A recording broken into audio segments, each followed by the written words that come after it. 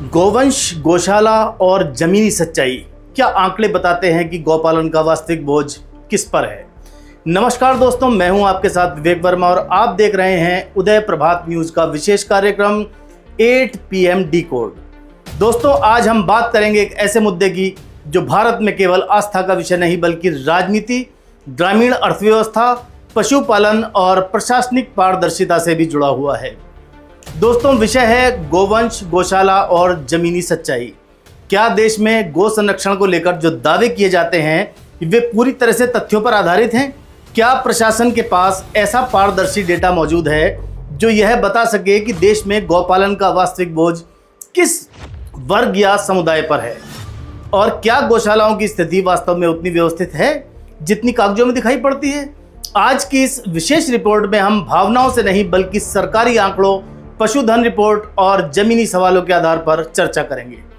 भारत में कुल कितना है गोवंश, इस पर करेंगे विशेष चर्चा।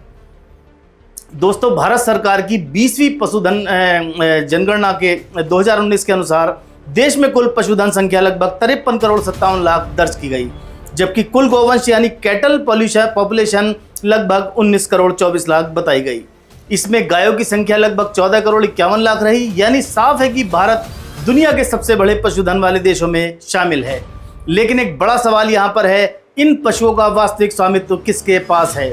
कौन लोग इन्हें पाल रहे हैं और अनुपयोगी हो चुके गोवंश की जिम्मेदारी आखिर कौन उठा रहा है? धर्म आधारित डेटा पर क्यों उठ रहे हैं इस तरह के सवाल? सबसे महत्वपूर्ण तथ्य यह है कि सरकारी पशुधन गणना में धर्म आधारित स्वामित्व का सार्वजनिक डेटा उपलब्ध नहीं है।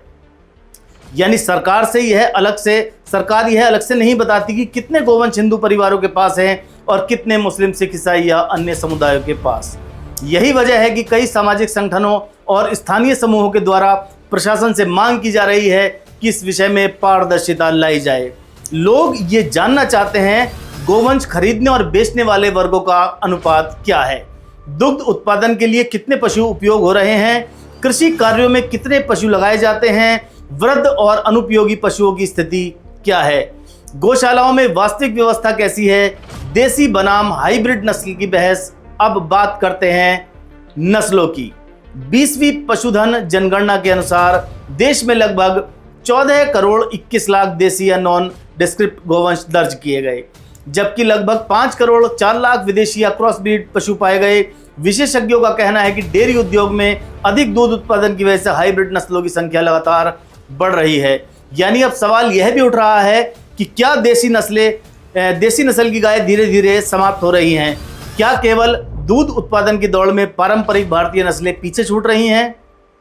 दोस्तों, गौशालाओं की जमीनी हकीकत देश भर में हजारों गौशालाएं संचालित हैं, लेकिन समय समय पर कई राज्यों से ऐसी खबरें भी सामने आती रही हैं जहां गौशालाओं में अव्यवस्था, भोजन की कमी और फंड की गड़बड़ी और पशुओं को खराब स्थिति को लेकर सवाल उठे हैं। कई सामाजिक कार्यकर्ताओं ने आरोप लगाया है कि कुछ स्थानों पर अनुपयोगी गोवंश के रखरखाव की उचित व्यवस्था नहीं होने के कारण अवैध बिक्री और तस्करी जैसी घटनाएं भी होती हैं। हालांकि इन आरोपों की पुष्टि केवल प्रशासनिक जांच और कानूनी कार्रवाई के बाद ही संभव होती है। लेकिन सवाल यह जरूर उठता है कि अगर गौ संरक्षण इतना बड़ा मुद्दा है तो क्या गौशालाओं की नियमित मॉनिटरिंग और ऑडिट पर्याप्त रूप से हो रहा है? ये एक महत्वपूर्ण सवाल है। ग्रामीण अर्थव्यवस्था और गौपालन विशेषज्ञों के अनुसार भारत में गौपालन केवल धार्मिक भावना नहीं बल्कि करोड़ों ग्रामीण परिवारों की आजीविका का हिस्सा है। दूध उत्पादन, जैविक खेती, खेती किसानी और पशुधन आधारित आय का बड़ा आधार आज भी गांवों में मौजूद है। सरकारी रिपोर्टों में यह भी कहा गया है कि पशुधन ग्रामीण अर्थव्यवस्था के लिए आर्थिक सुरक्षा का महत्वपूर्ण माध्यम है। यानी गोवंश केवल भावनात्मक नहीं बल्कि आर्थिक और सामाजिक ढांचे से भी जुड़ा हुआ विषय है। प्रशासन से उठ रहे बड़े सवाल अब सवाल सीधे प्रशासन और सरकार से पूछे जा रहे हैं। क्या देश में कुल पंजीकृत गोवंश का वास्तविक डिजिटल रिकॉर्ड उपलब्ध है? क्या पशु खरीद फरोख्त की कोई मजबूत ट्रैकिंग व्यवस्था है? क्या वृद्ध और अशक्त पशुओं के संरक्षण के लिए प्रभावी नीति लागू है?